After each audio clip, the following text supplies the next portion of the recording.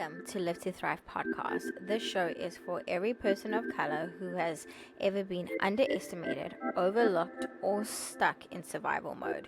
Your story isn't over. Each week, you'll hear from folks who have faced the odds and kept going, sharing real talk, tools, and the truth that helped them push through. Let's get into it. Welcome, Live to Thrivers. Welcome to another week's podcast of Live to Thrive podcast. This week, I have a special guest, Ermias. Am I pronouncing it correct? Ermias. But I've gotten Ermias. I'm very sorry. Ermias with me today. And I'm excited because I was actually on one of Ermias's podcasts not long ago. So the Black Experience. So check it out. But I'm so glad you're here. Thanks for coming. Thank you for having me, Liz. Yeah. Good morning. Good morning. So, Ermias, I want to know from the beginning. So normally how I start these podcasts is, where were you born and raised? Was born in Asmara, Eritrea, in East Africa, small country near Ethiopia. And I was there up until about 4 years old. And then I came to Seattle with my parents. Wow. Straight to Seattle. Straight to Seattle. That's crazy. Yeah. So I know that you a podcaster, you an engineer. I would love to know more about like your upbringing. How did you get into podcasting? Was it something that you always wanted to do? Oh, that's a good question. It was not. It was something that came up over time. Growing up, I've always kind of been extroverted, but I was like extroverted and also introverted at the same time. I was mainly focused on school. That's what my parents told me to do. And I enjoyed school. I really did. I enjoyed growing up here and everything. And it wasn't until my third year in college that podcasting kind of came around. And that's when I kind of said, okay, you know what? Maybe I should take this thing seriously, get a studio and do all those things. That's so cool. And then when did you decide to become an engineer? Oh, very early on, pretty much maybe age 5, 6. I didn't know what the engineering term was maybe at the time, but I remember when we first came to the country, to the U.S., just seeing all the bridges and seeing how all the buildings were and how mechanically and structurally things worked. I wanted to be what I didn't know at the time, but a civil engineer was what I wanted to be initially. And just seeing like, I want to be a part of this. I want to know how they construct that bridge, how they design the plan and everything. And I ended up doing manufacturing engineering, which is a bit different, but it's in the realm. I love that. I mean, because there's so many different parts of engineering that I don't even know. Yeah, it's a lot. It's a lot. There's so much that goes into it. But back to podcasting and your podcast. I know that your podcast is called The Black Experience. What made you go down that route and focus on Black people and their experiences? Well, taking it back to when I was in college, and this is almost 3 years ago, this October, I went to a school, shout out to Western Washington University, go Vikings. It is not diverse at all there. It was not very diverse. Okay. You don't see too many Eritreans or people from your community there. Yeah. So when I first came there my freshman year, me and my 2 roommates went to a Black Student Union meeting. And I just remember feeling so at home after leaving that place. It was like week 1, week 2 of our freshman year in college, left feeling like I made a bunch of new friends. Most of them were upperclassmen. So like I had an older brother, older sister figure that would help me navigate around. And I was just like, man, you know what? Over time, over COVID, I was like, what if I create a platform where future freshmen that would be in my position coming out of COVID would want to have that community around them, want to have the upperclassmen around them and people that look like them in a school that doesn't look like them predominantly. And so I was like, you know what? Let me ask these people, how they did it. And initially the goal was to have a freshman all the way to an alumni that went to Western that was Black that I would have on the podcast. And once I completed that 5th episode, another person would be like, hey, I heard about this, this thing you're doing on your phone. I was doing it on my phone. Oh, wow. No studio, no nothing. Yeah. And over time, they were just like, yeah, I want to be on. I want to share my story. And it was just one person after another, after another, after another. And yeah, that's kind of where I got the name. It started from the Black podcast to the Black Experience podcast now is what it's called. And it was just a journey of like, each day would reveal something new. And Yeah. would be like, okay, would kind of guide me into, okay, this is what you shoot. Now you do this. Now interview this person. And it's such organic growth, right? And you just touched on like your college experience being in an environment where people didn't look like you, and then you created this environment for people who do look like you. Through that experience, how did you navigate your mental health, realizing that there's so many spaces that don't have not even opportunities for people who look like me and you, but don't really hold space for people who look like me and you, and the fact that we have to forge these communities just so we can feel some sense of belonging. So as a college student, how did you navigate that? I mean, it was a lot of trial and test, and it was very difficult. I think I leaned heavily on my faith as well as community and the people that were around me. I just had to, because there's so many times where I would be like a lone wolf, you know, and I'm like, hey, you know what? I'm gonna tackle this all by my own. And every time I did that, it would kind of come crashing down pretty much. And so leaning into those two things kind of gave me stress relief, as well as like, hey, knowing that, hey, it's okay to ask for help. There's a huge stigma in the Black community with mental health and depression and this idea of seeking those kind of help. And so even I had to fight that within my own friend group sometimes, because that's still something new for me and my friends. And so, you know, we're the average of the 5 people we hang around most. 100%. And so if 5 of those people are telling me, hey, we don't really do that, we just do this instead, then why would I want to do that? So I kind of had to think outside the box a bit. And navigating it was, okay, what are my priorities right now? You know, I'm here to get my education, get my engineering degree. I'm here to grow my podcast. But at the same time, I have these avenues where I could seek help with this person. I could go, you know, I was going to church. It was like a church on campus that I was going to. There was, you know, self-help books that I was reading and stuff like that too. So I had all these avenues that I could retreat to kind of get help, to kind of check in with my mental health and talking about it too. Because initially I never wanted to talk about, oh, this is how I'm feeling stuff. I was like, no, that's between me and God. That's something I want to keep private. But over time I realized, yeah, that is good, but there's nothing wrong with sharing it with a trusted friend or two. You don't have to share it with the whole world, but if you share with a few people, you know, there's going to be that social connection, and who knows, maybe they went through something that you did that they can maybe give you some advice on. Interesting that you said that, you know, there's a lot of stigma in the Black community about mental health and stuff. And I feel like, I think, and correct me if I'm wrong, it's mostly around young Black men. Do you think that as you have progressed out of college and stuff, do you feel like you've now, you standing in your truth and you are being that example to other young Black men? I certainly try to be. I mean, I'm still very young. I'm still in my 20s. You know, there's still so much. Such a baby. I know. There's still so much growth. I mean, am I standing in truth as much as I can at this moment in my life? You know, every day, every podcast I do, I'm getting a little bit more confident. And that's the goal. So I think I have been an inspiration to people. I hope I have been, you know. Of course you have. Anytime, you know, actually someone, they DM me or they hit me up and they're like, hey, you know, this episode you did was an inspiration to me. That really makes my day. Yeah. So to all my audience members, listen to that. Please continue to do that, because that really, as a content creator, I'm sure you can relate to this too. Yeah. When you get those kind of messages, you're like, okay, I think my work is getting somewhere. You know what I mean? Even if it's that one person, it's like, it's just that one person you wanted to reach, right? Just to give them that little push through their day. And I do want to call out, is like, you are an inspiration. Sometimes I forget that you are in your 20s, because I'm like, oh my gosh, you're really mature. I'm not saying 20-year-olds are immature. Guys, don't come at me. I'm not saying that. Hey, some of us can be, though, for sure.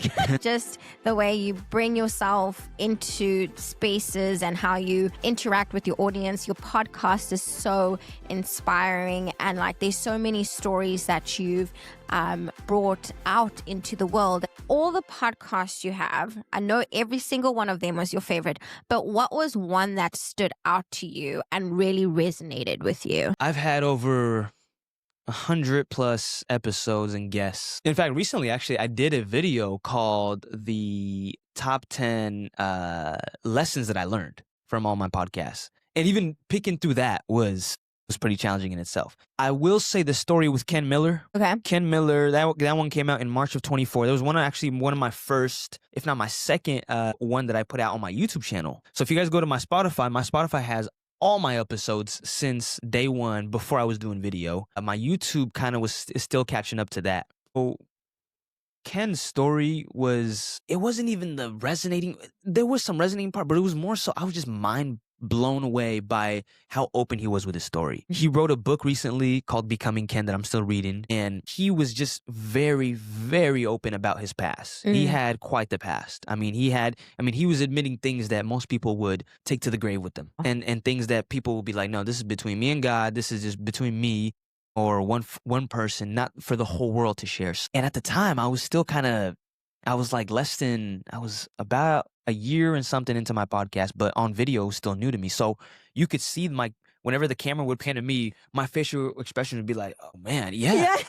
So next question is, I just didn't know what to say. So he did talk about mental health, especially for Black men, and the issue of self-esteem and self-image. And so when he was talking about that resonated a lot with me, because there is that broader issue, not even outside of Black men too. That's an issue that I think a lot of groups face. I immediately think of his. Yours is amazing too. I mean, there's so many. After about 50 or so episodes, they kind of start to, you get so much, they start to all kind of just come together and blend in together. Yeah. So then you're like, okay, how can I still be like this person's story, like I can probably remember their stories, but some of the advice, especially that advice question I asked, 100%. that meshing starts to happen a bit. Yeah. And all the stories become like one woven blanket. Yeah. You know? It's like one huge that it's just blanket. like, just richness of stories and advice. And talking about advice, if you had one thing to say to your younger self today, I mean, that was not too long ago. So like, let's say if you have one question to say to, let's say you're like 9 years old. 9-year-old Ermo. Oh, man. Yeah. This is, okay, at 9 years old, before bed, I'd always do like 20 sit-ups, maybe 30 sit-ups. I'd be like, man, let me get fit. Like, I'm a big fan of WWE, so I wanted to be like John Cena 8-pack, and have his body and the muscles and everything. What advice would I give to my 9-year-old? I would say, man, just whatever you do it with conviction. I love that. So if you're going to do sit-ups before bed, do it with conviction. Don't doubt. Don't hesitate if this is going to work, if this plan is going to work. It may not work, whatever you're going after, but go after it with conviction and with might, and just be completely bold in it. And because that's what you want to do, because then you don't have any regret, right? Again, that thing may not work, but at least if you put 100% effort in and your full might and energy and willpower into it and everything that you can humanly possible, then you'll walk away feeling like, okay, that chapter I can close peacefully if it's not for me, or I've opened something new that's going to be for the rest of my life. So just do things with conviction, like have complete confidence in it. I'm still growing in that. I'm still not even hit 100% of that. But that's what I would say to the 9-year-old Ormro. I think that would give him a big confidence boost. The second piece of advice is, what advice would you give to younger people of color, well, everyone, on how to start their projects? Because your story on how you used your natural environment to create such an amazing space for people that look like me and you, that sometimes comes very easy for extroverted people. What advice would you give to someone who is a little bit more timid, who wants to forge a community and be creative, but doesn't feel like they have it in them? Well, you don't know what you can do until you do it. So that's what I would say. You have to start eventually. I actually had a few friends, like this week, 2 people actually asked me, what advice I would give to them for starting a podcast. Because they were like, I got this idea. I want to start this podcast. I want to do this, X, Y, and Z. I'm like, hey, man, that's great. Let's just start. Have some kind of plan. Like, I definitely suggest have some kind of outline. Okay, this is my mission. This is what I want to do. This is what I want to put out there. Be open to that, deviating a little bit. And that might switch over time because you might learn some things. You might say, hey, you know what? I actually want to do this topic or this niche, whatever. But just do it. Just start. You have to just start. I had Monique on from Diamond Clean Seattle.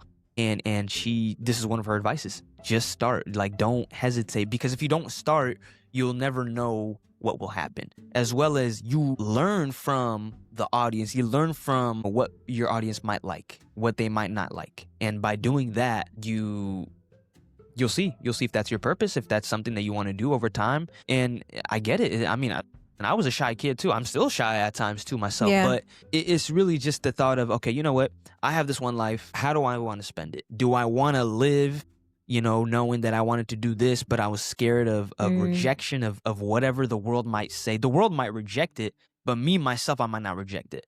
But hey, I'm not living necessarily for the world. I'm living for me and for my purpose and what I'm trying to do. Whether you like it or not, if you don't like it, that's okay. That you're not part of that audience. But there will be people that like it. You will have that audience, and just like what I'm doing right now. So just start, execute, have some kind of plan, and be open to all kinds of criticisms. Be it good, be it bad, be it whatever. Because there's always that one hater on YouTube that might be like, terrible video, whatever like that. And that might be enough to, if your purpose, if you're not rooted enough in what you're doing, that might be enough to kind of set you off of it. So hang in there and do it with conviction. Love it. Because I'm one of those people. You just spoke right to me. Did I? Yeah, because I feel like sometimes I get like, I get so overwhelmed with creating a space podcast, talking to people, sitting down, listening to their stories, editing, producing.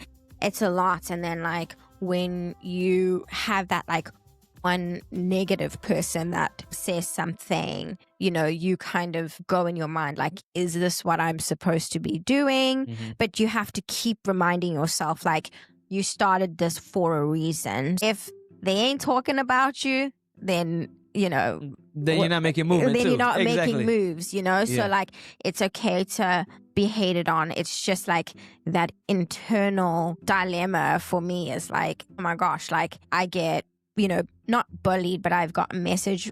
So many positive messages, but there's that one or two where it's like, you're only focusing on people of color, like you discriminating and da-da-da-da-da. And I'm just like, my gosh, like, am I? And then you start to second guess yourself. Start to second guess your mission, your vision.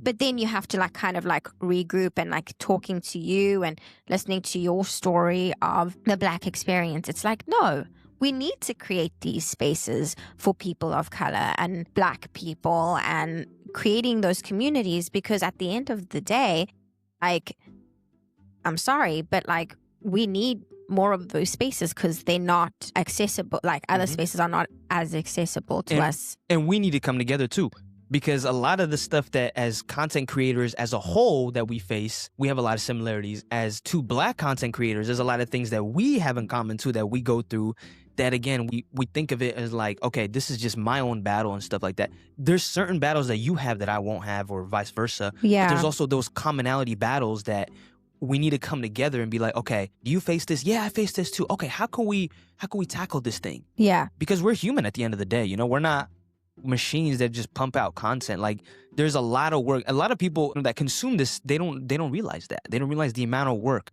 I recently held an event here a few weeks ago. A lot of you guys came to it, and what I had done is, the event was over there, but I had everything here set up so that someone could sit here, put on the headset, actually hear their own voice, actually see the TV with my logo on it, with the QR code, with everything set up. And so you're like, okay, this is the work that it takes to do this. Yeah. This ain't easy. Yeah. This is not for everybody. For everyone listening, what I advise for people to do is, if there's a content creator that you're supporting, that you're following, that you actually enjoy listening to and the movement, support them any way you can.